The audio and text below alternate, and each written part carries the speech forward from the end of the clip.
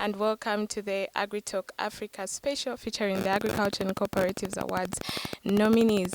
So today I'll be talking to Engineer Chiwala here at Mora Farms. He will just take us through what Mora Farms, the production that is happening here. So he is nominated in the category Fruit Farmer of the Year Award, and this category is sponsored by McKinney Seedlings.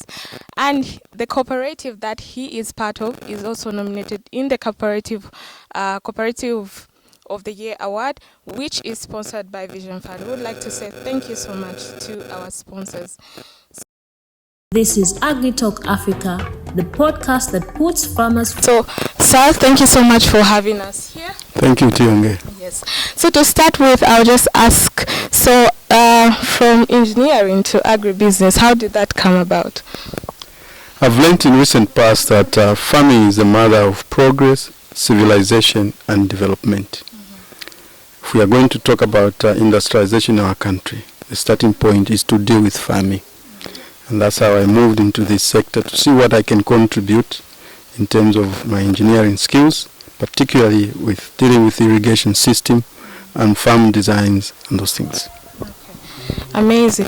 So what inspired the name here, Mora Gardens, and what's the vision behind it? Mora is from the scriptures. It's a story about Abraham. On the mount of the Lord he will provide. So this place is a testament to the fact that truly God does provide.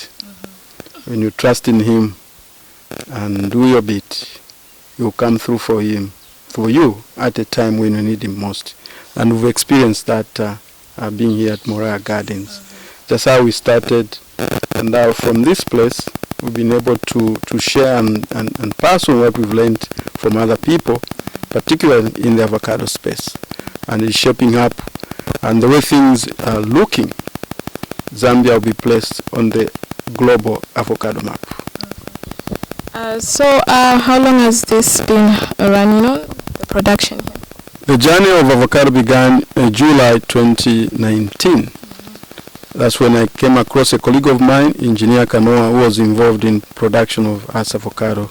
And I was inspired by what he was doing. And December of that year, we began the journey of propagating avocado as seedlings. And later on along the way, we added some other products, and notable one is avocado oil, which is a byproduct of avocado, and it's excellent for many uses, cooking, baking, and the sort. So that's how we began rolling out this initiative. Okay. And then when it comes to the many range of products that you are doing here, how did you start the value addition? I've learned value addition from Camco, where I've been the last 6 years. They sell equipment for agriculture mechanization.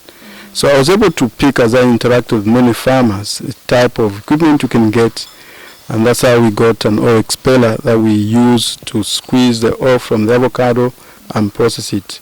And it's amazing, it's got very high value.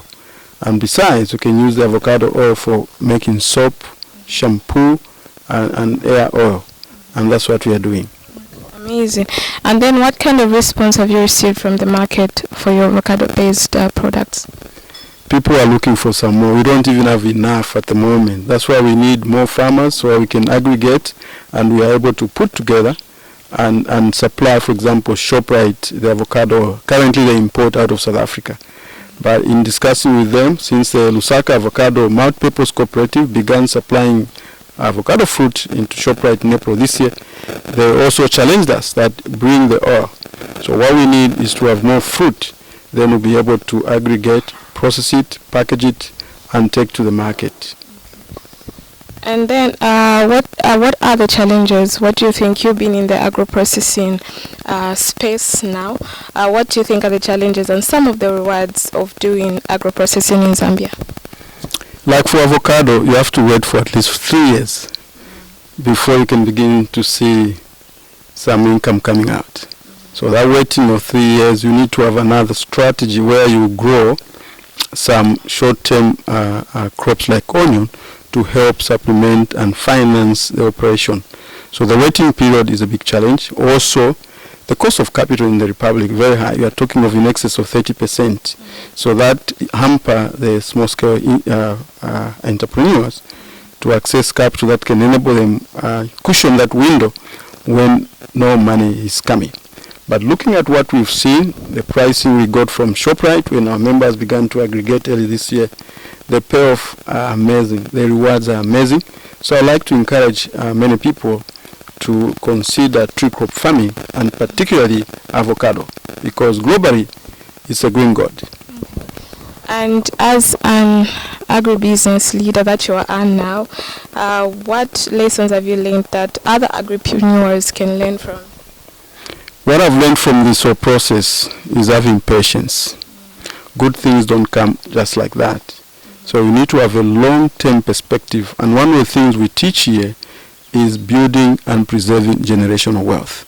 And that's why you've seen my daughters are involved in what we are doing here, so that we can pass on this enterprise to them. So the whole issue of generational thinking is critical if Zambia is to come out of poverty and stand strong and move forward. Generational thinking is the need of the hour. Yes. And any words of encouragement to farmers or aspiring agripreneurs listening to this program? Yes, I would like to encourage people to consider tree crop farming. You plant once, for example, avocado. You harvest for the next 50 years. That's generational. So we want to see more people consider tree crop farming, because it's not a 6 months investment. We are talking of 5 decades. And if you can have this kind of thing. The other one I can also mention that people can consider is planting pine trees. It's a great investment because it teaches you to wait for at least 15 to 25 years. What that does to you, you grow to become a long-term investor and not a short-term one. So that's my encouragement. Oh, amazing. Okay, and thank you so much for having us. But my last question could be on the challenges that you're facing. So what challenges are you facing in running this production? Staff, getting staff who are reliable, dependable is a big challenge. But what we are learning, begin to teach them and train them in the philosophy you want them to imbibe.